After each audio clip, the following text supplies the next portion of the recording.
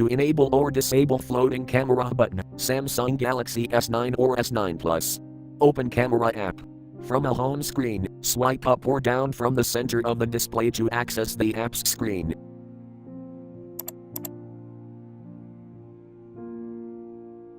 Tap camera.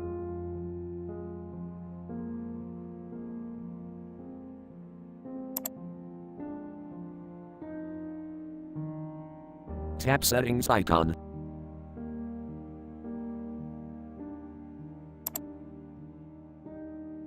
Scroll down.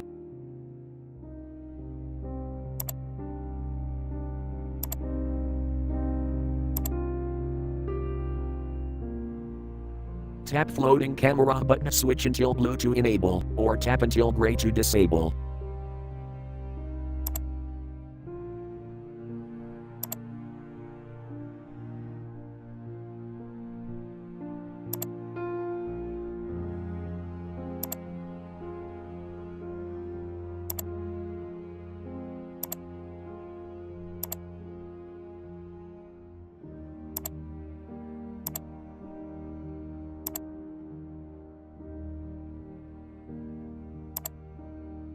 Thank you for watching. Have a nice day.